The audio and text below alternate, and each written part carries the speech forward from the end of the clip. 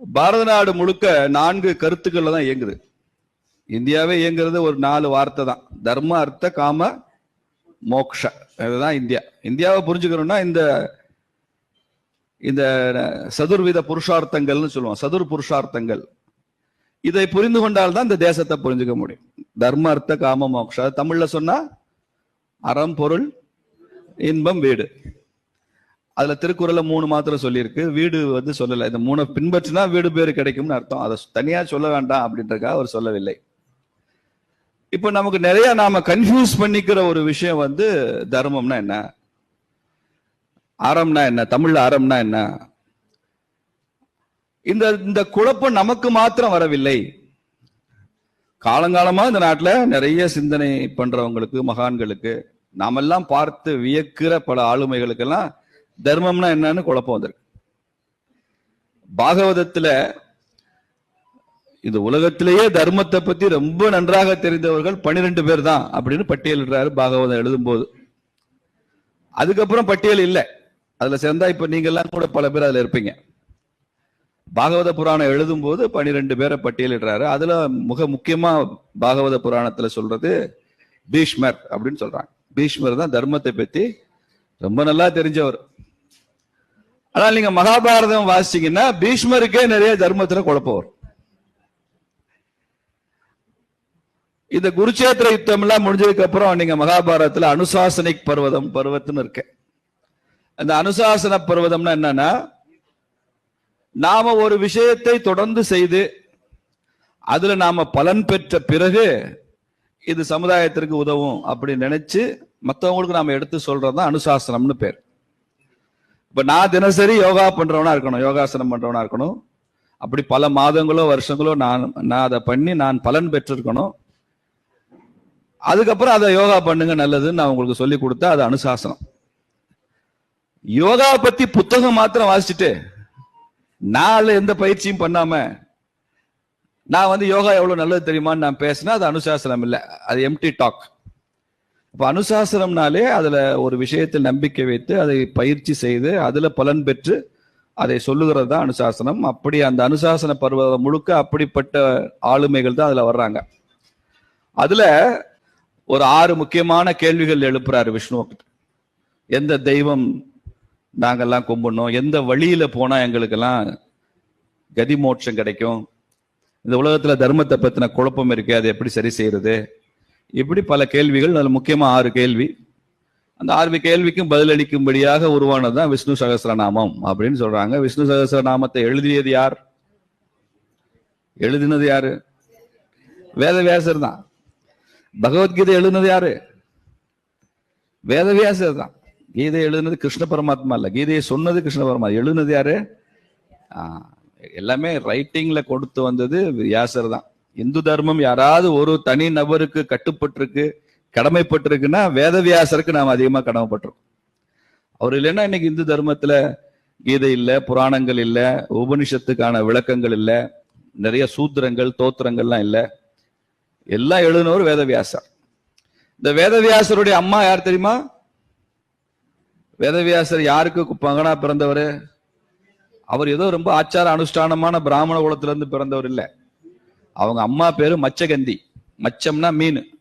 மீனவ பெண், செம்படவ சமூகத்தை சார்ந்த ஒரு பெண்மணிக்கு மகனாக பிறந்தவர். ஒரு ரிஷிக்கும் அவருக்கும். ஒரு மீனவனுடைய மகன் தான் வந்து வேதங்களையே 4 வேதங்களையும் தொகுத்து கொடுத்திருக்கிறான். எவ்வளவு பெரிய சோசியல் ஜஸ்டிஸ் பாருங்க. சமூக நீதி பத்தி இன்னைக்கு பேசுறான்.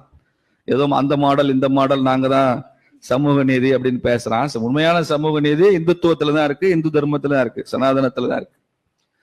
அப்படி வேதவியாசர் தொகுத்தது. அதை வந்து மகாபாரதத்துல எடுத்து அருளியது யாரு? பீஷ்மர். இப்ப விஷ்ணு சகஸ்ரநாமத்தை சொன்னது யாருன்னா பீஷ்மர்னு சொன்னாலும் அது சரியான பதில் தான். அதை எழுதுனது யாருன்னா வியாசர்னு சொன்னாலும் சரியான பதில் தான். அதனால பீஷ்மர் தான் இதை சொல்றாரு. இப்போ அந்த மாதிரி நிறைய குழப்பங்கள் பீஷ்மருக்கே இருக்கு. தர்மனுக்கே எது தர்மம்ன்றதுல குழப்பம் இருக்குன்னா உங்களுக்கு எனக்கும் குழப்பம் இருக்குல்ல? ஆச்சரியக்கா? ஏதாவது ஆச்சரியம் இருக்கா? அந்த அளவுக்கு இன்னைக்கு இருக்கிற உலக சூழல் வந்து ரொம்ப காம்ப்ளெக்ஸ். இன்னைக்கு நாம ரொம்ப எளிமையான ஒரு உலகத்துல வசிக்கல, ரொம்ப காம்ப்ளெக்ஸான ஒரு உலகத்துல வாழ்றோம். வீட்டுக்குள்ளேயே நிறைய பேர் காம்ப்ளெக்ஸா தான் இருக்காங்க. ஒரு மனிதனை புரிந்து கொள்றது ரொம்ப கஷ்டமா இருக்கு. He is not as simple as to be understood. அதனாலதான் ஒரு சுவாமிஜி ஒரு உதாரணம் சொல்வார். சுவாமி தயானந்த சரஸ்வதி, ஒரு காலத்துல நல்லதும் கெட்டதும் வேற வேற லோகங்கள் இருந்துதான். அந்த ஆதி யுகம் இருக்கு, சத்திய யுகம் இருக்க, அதுல நல்லதெல்லாம் சத்திய ஒரு லோகம், கெட்டது ஈவில் எல்லாம் இன்னொரு லோகத்துல இருக்குமா. அதுக்கும் நீங்க இதுலதான் போகணும், விண்வெளியில தான் பயணம் பண்ணி போகணும். அந்த அளவுக்கு டிஃபரன்ஸ் இருந்துச்சான். அதுக்கப்புறம் ராமாயண காலம் வந்தது. அது என்ன யுகம்? திரேதா யுகம். திரேதா யுகத்துல நல்லதும் கெட்டதும் பூமிக்கே வந்துருச்சு. ஆனா கொஞ்சம் தள்ளி இருந்தது. அயோத்தியில ராமன் இருந்தான், இலங்கையில ராவணன் இருந்தான். இது குட் அது ஈவில். ஆனா ரொம்ப டிஸ்டன்ஸ் இருந்தது. தேவையின் அடிப்படையில் அவன் சீதையை கடந்து தூக்கிட்டு போனதுனால போய் யுத்தம் பண்ண வேண்டிய அவசியம் வந்தது. எல்லாம் ரெண்டும் யுத்தம் பண்ணிருக்க வேண்டிய அவசியம் கூட இல்லை. அதுக்கப்புறம் துவாபர யுகம். அந்த துவாபர யுகம் அதுல நல்லதும் கெட்டதும் ஒரே பூமியில மாத்திரம் இல்ல, நல்லதும் கெட்டதும் ஒரே குடும்பத்துக்குள்ள வந்துருச்சு. பாண்டவர்களும் கௌரவர்களும் அண்ணன் தம்பி தானே, தாயாதிகள், பங்காளிகள், சித்தப்பா பெரியப்பா பிள்ளைங்க தான், ஒரே குடும்பத்துக்குள்ளே வந்துருச்சு. ஒரே லோகம், வேற வேற லோகம், அப்புறம் ஒரே பூமி, அப்புறம் ஒரே குடும்பம். அப்புறம் தான் சொல்றாரு சுவாமிஜி அடுத்த கிளைமேக்ஸ். இப்ப கலியுகத்துல ரொம்ப டேஞ்சருங்க. நல்லதும் கெட்டதும் ஒரு ஆளுக்குள்ளே வந்துடும். அப்படிங்க, ஒரு குடும்பத்துக்குள்ள எல்லாம் இருக்கிறது இல்ல. இந்த ராமகிருஷ்ண மடத்துல இருக்கிற வரைக்கும், விஷ்ணு சகஸ்ர நாமம் சொல்ற வரைக்கும் யோக்கியனா இருப்பான். இந்த காம்பவுண்ட்ஸோட தாண்டி போயிட்டான்னா அவன் என்ன செய்யறான்னு தெரியாது. கொஞ்ச நேரம் அம்பியா இருப்பான், கொஞ்ச நேரம் அந்நியனா இருப்பான், கொஞ்ச நேரம் சும்மா சொல்ல கோச்சுக்க மாட்டேன் நான், ரெமோவா இருப்பான். ஒரே ஆள் தான், ஸ்பிளிட் பர்சனாலிட்டி. அப்போ ஒரு நபரே இவ்வளவு காம்ப்ளெக்சிட்டிஸ் இருக்கும் போது தர்மத்தை புரிந்து கொள்வதில் எவ்வளவு காம்ப்ளெக்சிட்டி இருக்கும் யோசிச்சுப்பார்.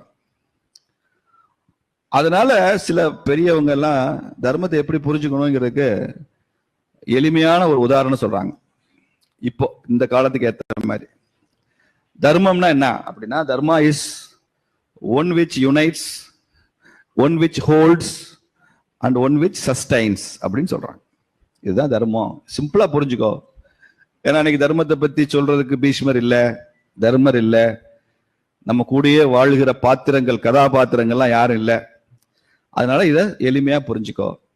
அதுலயும் தமிழ்ல சொன்னா நிறைய புரியாதுங்கிறதுனால இங்கிலீஷ்ல சொன்னா புரியும். தர்மத்தை கூட இங்கிலீஷ்ல சொன்னாதான் புரியும்னு ஒரு புது ஜெனரேஷன் உருவாயிடுச்சு. நான் கூட கோவில ஷ்ரைன்ல பரமஹம்சரை நமஸ்காரம் பண்ணிட்டு வரும்போது என் கூட வந்த யோகேஷ்க்கு ஒரு கதை சொன்னேன். இங்கிலீஷோட இம்பாக்ட் எப்படி இருக்குன்னு பாருங்க. கல்கத்தால ஒரு கல்லூரி பாடம் நடந்துட்டு இருக்கு. இது 100-150 வருஷத்துக்கு முன்னால. அப்போ பாடம் நடத்தின ஆங்கில இலக்கியம் நடத்தி கொண்டிருந்த ஆசிரியர் இங்கிலாந்துக்காரர், பிரிட்டிஷ்காரன், வெள்ளக்காரன். அவனே ஆங்கிலம் ஷேக்ஸ்பியரையும் ஷெல்லியும் பத்தி பேசினா நல்லா தானே சொல்லுவான். நாம போய் கம்பராமாயணம் பேசினா நல்லா தானே இருக்கும். அது மாதிரி அப்போ எக்ஸ்டசி அப்படின்னு ஒரு வார்த்தை வருது. என்ன வார்த்தை? எக்ஸ்டசி அப்படின்னு ஒரு வார்த்தை. அப்போ அந்த இங்கிலீஷ் ப்ரொஃபஸர் மாணவர்களுக்கு எல்லாம் விளக்குறாரு, இந்த எக்ஸ்டசின்ற வார்த்தையை விளக்கியெல்லாம் சொல்ல முடியாது. தமிழ்ல எக்ஸ்டசிக்கு என்ன அர்த்தம்? சரியா சொன்னீங்க, பரவசம், ஒரு பரவச நிலை, அதுதான் எக்ஸ்டசி. மெய்மறந்து இருக்கேன்னு சொல்றோம்ல, அதுதான் எக்ஸ்டசி. இப்ப நிறைய பேர் கஞ்சா போட்டு அப்படியே மெய்மறந்து இருப்பான், அது எக்ஸ்டசி இல்ல. அது அந்த மெய்மறந்த நிலை, அது அடையிறது எல்லாரும் சுலபம் இல்ல. எனக்கு தெரிய கல்கத்தா காளி கோயில்ல ராமகிருஷ்ணன் ஒரு பூசாரி இருக்காரு. அந்த பூசாரி அந்த எக்ஸ்டசி நிலையில, பரவச நிலையில இருந்து நான் பார்த்திருக்கேன், பல முறை நான் பார்த்திருக்கேன். நான் கோயிலுக்கு வழிபட போக மாட்டான் வெள்ளக்காரன், பட் அவர் அப்சர்வ் பண்ணிருக்கான். அவர் அப்படி அந்த நிலையில இருப்பாரு அப்படின்னு அந்த எக்ஸ்டசின்ற வார்த்தைக்கு விளக்கம் சொல்றாரு. அதை கேட்ட மாணவர்கள் எக்ஸ்டசினா என்னன்னு புரிஞ்சுக்கிட்டாங்க.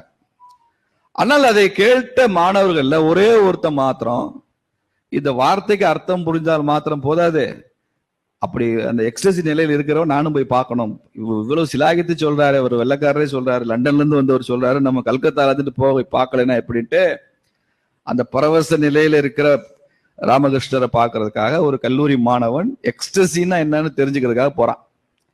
அவர் யார் அந்த மாணவர்? அதுக்கப்புறம் லைஃப் எப்படி மாறுச்சு அப்படின்னு ஸ்பிரிச்சுவல் என்கவுண்டர் மாறி போச்சு. அப்போ ஆங்கிலம் கூட சில சமயங்களில் உதவுது, தர்மத்தை விளக்குறது கூட ஆங்கிலம் உதவுது. அப்ப தர்மத்துக்கு 3 function. One which unites, one which sustains and one which holes. நம்மை தாங்குவது தர்மம், நம்மை ஒன்றிணைப்பது தர்மம், நம்மை நீடித்து நிலை பெற்று வாழச் செய்வது தர்மம். அவ்வளவுதான். இப்ப இதை வச்சுக்கிட்டு தான் நீங்க எது அறம் அப்படின்னு முடிவு பண்ணணும். புரியுதா? இப்ப நான் சொல்றதை வச்சுட்டு நீங்க முடிவு பண்ணுவீங்க. மரம் வைக்கிறது தர்மமா, மரம் வெட்டுறது தர்மமா? எது தர்மம்? ஏன்? மரம் தான் இட் சஸ்டைன்ஸ், மரம் தான் இட் ஹோல்ஸ், நம்மளை தாங்கி பிடிக்குது. இந்த மதுரையில மரமே இல்ல, வெறும் மனுஷங்க தான் இருக்காங்கன்னா நம்மளால ஒரு வருஷம் கூட வாழ முடியாது, போய் சேர்ந்துருவோம், ஆக்சிஜனே இருக்காது. அப்ப நம்ம நீடித்து நிலை பெற்று இந்த மதுரையில உள்ள 15 லட்சம் பேரை வாழச் செய்வது எது? இங்க இருக்கிற மரங்கள் தான், இங்க இருக்கிற தாவரங்கள் தான். இல்லைன்னா அரசாங்கம் ஒவ்வொரு நாளும் எத்தனை டன் ஆக்சிஜன் ஆலைகளை உற்பத்தி பண்ணி கொண்டு வந்து கொடுக்கறது. கொரோனா நேரத்தில் ஆக்சிஜன் கொண்டு வந்து கொடுத்தாங்க, முடிஞ்சதா? மதுரைக்கு மாத்திரம் 8 ஸ்பெஷல் ட்ரெயின் வந்துச்சு ஆக்சிஜன், போதவில்லை. அப்போ இவ்வளவு மரங்கள் ஆக்சிஜன் கொடுத்துட்டு இருக்குல்ல. கணவனும் மனைவியும் சேர்ந்து வாழ்வது தர்மமா, விவாகரத்து பண்ணிக்கிறது தர்மமா? சேர்ந்து வாழ்ற தர்மம். ஏன்? தர்மா இஸ் ஒன் விச் யுனைட்ஸ், நம்ம இணைக்கிறது, ஒன் விச் செப்பரேட்ஸ் இல்ல, பிரிக்கிறது இல்ல. இப்படி எல்லாத்துலயுமே இதை நீங்க அப்படியே பொருத்தி பொருத்தி பொருத்தி பார்த்தீங்கன்னா தர்மம்னா என்னன்னு நமக்கு தெளிவா தெரிஞ்சிடும். ஏன்னா இது தர்மம் காலத்துக்கு ஏற்ற மாதிரி மாறிக்கிட்டே இருக்கும். தர்மத்துல 2 வகை இருக்கு. ஒன்னு சனாதன தர்மம், இன்னொன்னு சாதாரண தர்மம். யுக தர்மம் மாறிக்கிட்டே இருக்கும். நீங்க பழைய ஆத்திச்சூடி படிச்சிருக்கீங்களா? ஔவையார் எழுதுனது முதல் வரி என்ன? அறம் செய்ய விரும்பு, ஆறுவது சினம். ஆறுவது சினம்னா என்ன அர்த்தம்? ஆறுவது சினம்னா என்ன அர்த்தம்? கோபப்படாத அப்படின்னு அர்த்தம். பாரதியார் ஒரு ஆத்திச்சூடி எழுதி இருக்கிறார், தெரியுமா உங்களுக்கு? பாரதியார் எழுதின ஆத்திச்சூடியில கோபப்படாதேன்னு எழுதவில்லை. என்ன எழுதியிருக்கிறாரு? ரௌத்ரம் பழகு. அக்கா கரெக்டா சொல்லிட்டீங்க, ரௌத்ரம் பழகு. ரௌத்ரம்னு என்ன?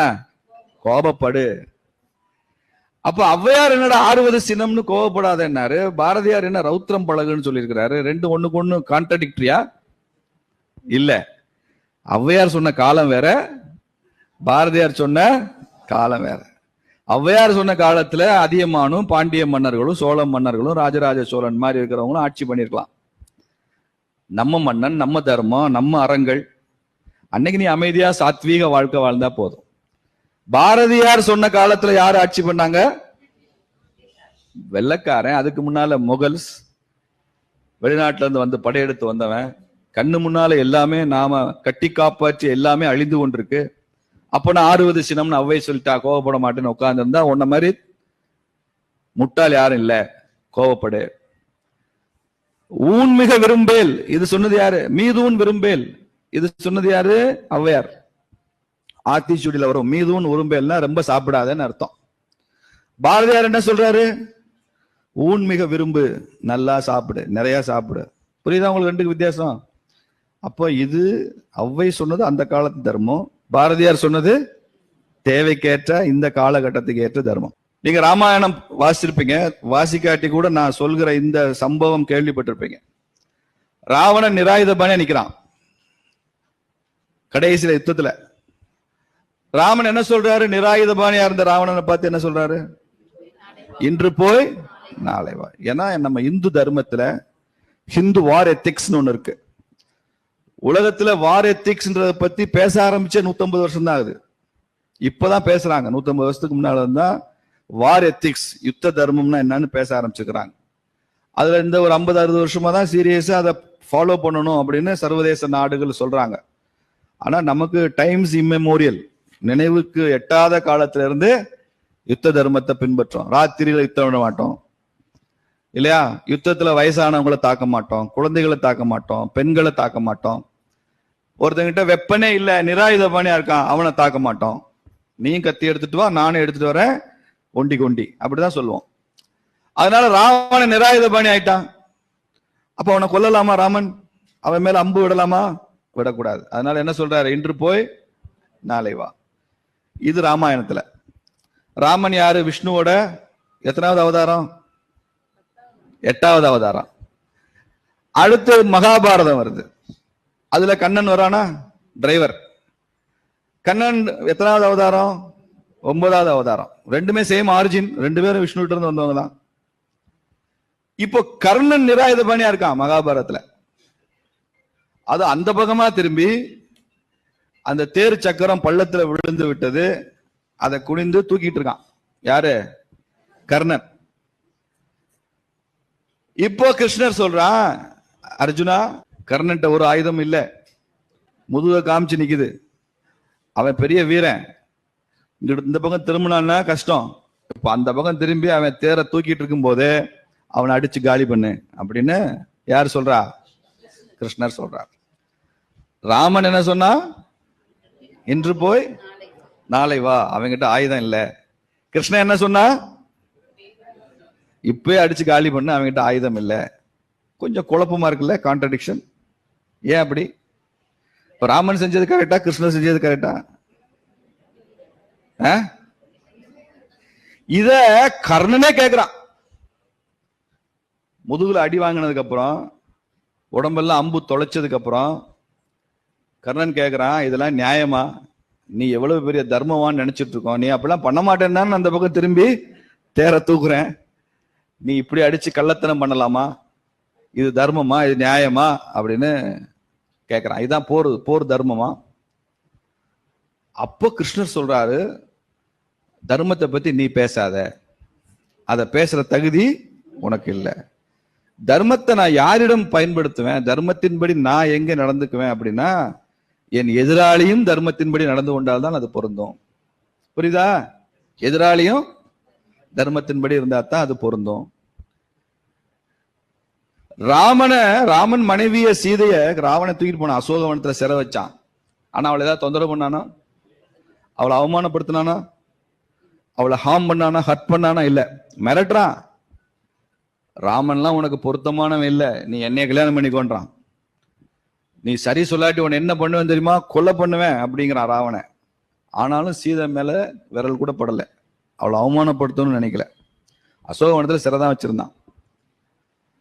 ராவண யாரோ ராமன் யாரோ, ரெண்டு பேரும் அண்ணன் தம்பியெல்லாம் இல்ல. அவன் அரக்க குலம், இவன் சத்திரிய குலம், ரெண்டு பேருக்கு எந்த சம்பந்தமும் இல்லை. அப்படி இருந்தும் கூட சீதையை ராவணன் தொந்தரவு செய்யவே இல்லை. அப்படியே இங்க வாங்க, திரௌபதி. திரௌபதி யாரு? துரியோதனுக்கு அண்ணன் மனைவி, மூத்தவன் தர்மன் தானே, அண்ணன் மனைவி. பாண்டவர்கள் 5 பேருமே பங்காளிகள், தாயாதிகள். அப்போ அந்நிய ஒரு ஓப்பன் கோர்ட்டுக்கு கூட்டிட்டு வந்து, அவைக்கு அழைத்து வந்து அவளை அவமானப்படுத்துறாங்க. யாரெல்லாம் அவமானப்படுத்துறா? துச்சாதனன், துரியோதனன், அவெல்லாம் சொல்லிதான் 100 பேரும். அப்போ கை கொட்டி எக்காலம் விட்டு ஏளனச் சிரிப்பு சிரித்தவன் இந்த கர்ணன். அதை வேடிக்கை பார்த்து, நல்லா பண்ண, அவளை அவமானப்படுத்து, துகில் உறிஞ்சிரு அப்படின்னு அவமானப்படுத்தின. அப்ப கிருஷ்ணர் கேட்கிறாரு, ஏண்டா ஒரு பெண்ணை அவைக்கு அழைத்து வந்து அவளை நிர்வாணப்படுத்தி, அவளை அசிங்கப்படுத்தி, அவளது மானத்தை பங்கப்படுத்துவ, அதை நீ வந்து வேடிக்கை பார்த்து கை கொட்டி சிரிப்ப, ஏளனமா சிரிப்ப. யுத்தத்துல மாத்திரம் நான் தர்மத்தை பின்பற்றணும், அவையில வந்து துயில் உரியும் போது உனக்கு அந்த தர்மம் தெரியலையா? ஆடுறா, இன்னொரு அடி ஆடுறா, அம்பாடுறான், அடிச்சான், செத்து போயிட்டான். புரியுதா? இதைத்தான் நாம செய்யணும், தெரிஞ்சுக்கணும். உங்க எதிரி தர்மத்தை பின்பற்றினாதான்.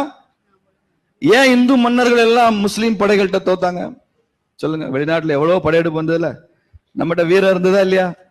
இருந்துச்சா இல்லையா? நம்மகிட்ட ஆயுதம் எல்லாம் இருந்ததா இல்லையா? இருந்தது. வெளிநாட்டுல இருந்து வந்தவனுக்கு தெரியும், இவன் ராத்திரியில படையெடுக்க மாட்டான். சூரியன் அஸ்தமனம் ஆயிட்டா ராஜபுத்திரர்கள், இந்து மன்னர்கள், மராத்தியர்கள் அவங்க யுத்தத்தை நிறுத்திட்டு போய் கூடாரத்துல தங்கிடுவாங்க. மறுநாள் சூரிய உதயம் ஆனதுக்கு அப்புறம் தான் யுத்தம் பண்ணுவாங்க. அது அவங்க யுத்த தர்மம்னு தெரியும் அவனுக்கு. பாண்டிய நாட்டு மன்னனும் சோழ மன்னனும் யுத்தம் பண்ணா அப்படித்தான் இருக்கும். விஜயநகரத்திலிருந்து திருமலநாயக்கரும் குமாரகம்மனன் வந்தா அப்படிதான் நடக்கும் யுத்தம். பல்லவன் 2ஆம் நரசிம்மன் போய் 2ஆம் புலிகேசி சாளுக்கிய மன்னனை எதிர்த்து யுத்தத்துல ஜெயிச்சா அப்படிதான் நடக்கும் யுத்தம். ராத்திரியில் நடக்காது, நிராயுதபாணியை கொல்ல மாட்டான், அந்த வார் எத்திக்ஸ் படி நடக்கும். ஆனா அலாவுதீன் கில்ஜியும் மாலிகாஃபூரும் கோரி முகமதும் வந்தா அப்படி நடக்குமா? அவன் நல்லா தெரியும், ராஜபுத்திரர்கள் ராத்திரியில சண்டையிட மாட்டாங்க, இந்து மன்னர்கள். அதனால நைட்ல அட்டாக் பண்ணு. இதுவே புதுசு உனக்கு. ராத்திரியில யுத்தம் பண்ணுவான் ஒருத்தன், மன்னன் படையெடுத்து வந்து நம்மளை அழிப்பான், தூங்கிட்டு இருந்தவங்க எல்லாம் கொல்லுவான். இதை புரிஞ்சுக்கிறதுக்கே அவனுக்கு ஒரு 100 வருஷம் 200 வருஷம் ஆச்சு. அதை முதலில் சரியாக புரிந்து கொண்ட மன்னன் சத்ரபதி சிவாஜி. ராத்திரிலையும் வருவான், பகல்லையும் வருவான், நிராயுதபாணியும் கொல்லுவான். அவனுக்கு எந்த யுத்த தர்மமும் இல்லை. அந்த தர்மத்துல நான் மாத்திரம் தர்மத்தை பின்பற்றினா என்னை நாசம் பண்ணிடுவான். அதனால அவனை விட அதிகமா நான் அவனை அட்டாக் பண்ணணும்னு நினைச்சுதான் சத்ரபதி சிவாஜி பண்ணா. வெறும் 500 பேரை வச்சுக்கிட்டு 5000 பேர் கொண்ட படையை நிர்மூலமாக்க முடிஞ்சது சிவாஜினால. தி கொரில்லா வார்ஃபேர் இன்ட்ரோடியூஸ் பண்ணதே சிவாஜி தான், சத்ரபதி சிவாஜி. அப்போ யாரு தர்மத்தை பின்பற்றான்னு பார்க்கும். நாம நம்ம வீட்டுல மாத்திரம் நம்ம பிள்ளைங்களை நல்லா வளர்த்துட்டு போறதுனால ஒரு பயனும் இல்லை. சமுதாயத்துல எல்லா குழந்தைகளும் நல்லா இருக்கணும். எங்க வீட்டுக்காரர் மாத்திரம் குடிக்க மாட்டாருங்க, அவர் கார் ஓட்டிட்டு போயிட்டு இருக்கிறாரு, நான் நிம்மதியா இருக்கலாம், அவர் ட்ரிங்க் அண்ட் டிரைவ் பண்ண மாட்டாரு, குடிக்கவே மாட்டாரு, பத்திரமா தங்கம் எங்க வீட்டுக்காரு, அதனால மட்டும் முழு பயன் இல்லை. எதிர்த்து வர லாரி டிரைவர் குடிக்காம இருக்கணுமே, எதிர்த்து வர வேன் டிரைவர் அவர் குடிக்காம வரணும்ல. எங்க வீட்டுக்காரரு, என் மகன், என் தம்பி, எங்க அப்பா குடிக்க மாட்டாருன்றதுல நீங்க சந்தோஷப்பட முடியாது. எதிர்த்து வரையும் குடிக்காம இருக்கணும், அவன் நல்ல புத்தியோட வரணும், அவன் நிதானத்தோட வரணும். அவனும் சேர்ந்து இதுவும் அது மோதுறதுனால ஆக்சிடென்ட் வருது. அப்ப சமுதாயத்துல குடிப்பழக்கம் இருக்கக்கூடாதுன்னு நினைச்சா தான் நம்ம குடும்பத்துல அந்த பழக்கம் இல்லாம இருக்கும். என் வீட்டுல எல்லாரும் தங்கம், நாங்கெல்லாம் விஷ்ணு சகஸ்ரநாமம் படிக்கிறோம், நாங்கெல்லாம் கோயிலுக்கு போறோம் அப்படின்னு சொல்லிட்டு சமுதாயத்துல குடிப்பான். ஒரு பக்கம் மதம் மாற்றம் பண்ணுவான், இந்துவா இருந்து இன்னொரு மதத்துக்கு போடுவான், ஜாதி மோதலை உருவாக்குவான், நாம தீண்டாமையை பின்பற்றுவோம், பல ஜாதிகளை நாமளே ஒதுக்கி வைப்போம். இந்த மாதிரி அக்கிரமம்லாம் நம்ம பண்ணா இந்த விஷ்ணு சகஸ்ரநாமத்தை இதே ராமகிருஷ்ண மடத்துல இன்னொரு 50 வருஷம் கழிச்சு பாடுறதுக்கு யாருமே இருக்க மாட்டாங்க. இது பெரிய அபாயம். அதனாலதான் இதை சொல்றேன் நான். இதை நம்ம பாடிட்டு நம்ம வாழ்க்கை காலத்துல இதெல்லாம் மனப்பாடம் பண்ணோம், சொன்னோம். ஐயா ஸ்ரீதர் மாதிரி உள்ளவங்க இந்த தர்மத்தை நிலைநாட்டுறது இதெல்லாம் செய்தார்கள் என்பது மாத்திரமல்ல, இது விஷ்ணு சகஸ்ரநாமம் வந்து எத்தனை வருஷம் ஆச்சு? 5000 வருஷம் இருக்குமாங்க ஐயா? 5000 வருஷம் இருக்கும். பீஷ்மர் சொல்லி மகாபாரதம் 5000 வருஷம் ஆச்சு. 5000 வருஷமா விஷ்ணு சகஸ்ரநாமம் பாடிட்டு இருக்கோமே, இன்னும் ஒரு 50,000 வருஷம் ஆனாலும் இது பாடப்பட வேண்டும் என்ற நோக்கத்தோடு நாம இதை செய்யணும். அதற்கேற்ற ஒரு அறச்சூழல் இந்த சமுதாயத்தில் இருக்கணும்னா நாம கொஞ்சம் சமுதாயத்துக்காக வேலை செய்யணும். சமுதாயத்துக்காக வேலை செய்யணும். ஏழை எளிய மக்களுக்கு உதவி செய்யணும். அவனுக்கு இந்த தர்மத்தின் மேல பற்று வரணும். மதமாற்றம் நடக்கக்கூடாது. இந்துவாக பிறந்தவன் இந்துவாக வாழணும், இந்துவாத்தான் அவன் சாகணும். இன்னொரு மதத்துக்கு போற பேச்சே இருக்கக்கூடாது. ஜாதி பேதம் பார்க்கக்கூடாது. அந்த எண்ணம் மனசுல கூட இருக்கக்கூடாது. வெளியில வார்த்தை மாத்திரம் இல்ல, மனசுல கூட அந்த இருக்கக்கூடாது. இந்துனால எல்லாரும் பிரதர் சிஸ்டர்ஸ், அந்த ஃபீல் இருக்கணும். அப்படிதான் ராமானுஜர் இருந்தார், அப்படிதான் வைத்தியநாத இருந்தார், கோயிலுக்கு கூட்டிட்டு போனார். அப்படித்தான் ராஜாஜி இருந்தார். அப்படி பெரிய சமூக அக்கறையோட நாம இதை செய்யணும். ஒரு திருக்குறள் இருக்கு, அதை சொல்லி முடிக்கிறேன். அந்தனர் நோர்க்கும் அறத்துக்கும் ஆதியாய் நின்றதாம் மன்னவன் கோல். அந்த குறளுக்கு என்ன அர்த்தம்? இந்த இடத்துல அந்தனர்னா பிராமின் மாத்திரம் எடுத்துக்கூடாது. ஒரு நல்ல தவ வாழ்க்கையில இருக்கிறவங்களும் அந்த காலத்துல அந்தனர் அப்படின்னு சொல்லுவாங்க. பிராமின்ஸுக்கு அது பொருந்தும். அந்தனர் அவங்கள் நோக்கிற தவம், அவங்க எடுத்து செய்கிற தவம், இதுக்கு ஆதியா இருப்பது எது, அடிப்படையா இருப்பது எதுன்னா நின்றதாம் மன்னவன் கோல். இந்த நாட்டுல எந்த ராஜா ஆட்சி பண்றான் அப்படிங்கிறத வச்சுதான் முனிவர்கள், மகான்கள், அந்தணர்கள், நல்லவர்கள், தவசீலர்கள் இவங்க பண்ற தவம் எல்லாம் எப்ப பலிக்கும்? எப்ப பலிக்கும்? மன்னன் யார் இருக்கான்றதை பொறுத்தான். சிவாஜியும் ராஜராஜ சோழனும் திருமலை நாயக்கரும் நரசிம்ம பல்லவனும் ஆட்சி பண்ணா நாம பண்ற தவம் எல்லாம் பலிக்கும். நாம சொல்ற விஷ்ணு சகஸ்ரநாமம் பலிக்கும். நாம சொல்ற கந்த சஷ்டி எல்லாம் வேலை செய்யும். முருகன் நம்ம கூடயே இருப்பார். அவுரங்கசீப்பும் மாளிகாபூரும் அலாவுதீன் கில்ஜியும் இன்னைக்கு இருக்கிற நவீன அலாவுதீன் கில்ஜியும் மாடர்ன் அலாவுதீன் கில்ஜியும் இவங்கெல்லாம் ஆட்சி பண்ணா கொஞ்சம் டிஸ்டர்ப் ஆகும், தவம் டிஸ்டர்ப் ஆகும். அதனால அதையும் சேர்த்தா நம்ம புரிஞ்சுக்கணும். ஒரு சோசியல் ஸ்பிரிட்டோட கூடின ஒரு இந்துத்துவம், ஒரு சமூக அக்கறையுடன் கூடிய ஒரு இந்துத்துவம், தன் சக மனிதர்கள் மீது நாம அன்பு செலுத்தி அக்கறை செலுத்தி அவர்களுக்கும் சேவை செய்து உருவாகிற ஒரு இந்துத்துவம். நமக்குள்ள இந்துன்னா அது ஒற்றுமை, அந்த உணர்வை உருவாக்குகிற ஒரு இந்துத்துவ உணர்வோடு நாம் செய்கிற இந்த பணி இருக்குல்ல, இது இன்னும் 50,000 வருஷம் ஆனாலும் விஷ்ணு சகஸ்ர நாமத்தை அப்படியே தலை தூக்க வைக்கும். மதுரை மாத்திரம் இல்லை, ஒட்டுமொத்த உலகமே விஷ்ணு சகஸ்ர நாமம் பாடுற காலத்தை மிக விரைவில் நாம பார்க்கத்தான் போறோம். நம்ம ஆயுளுக்குள்ள பார்க்கத்தான் போறோம். அதை நோக்கி நாம செயல்படணும். அவ்வளவு.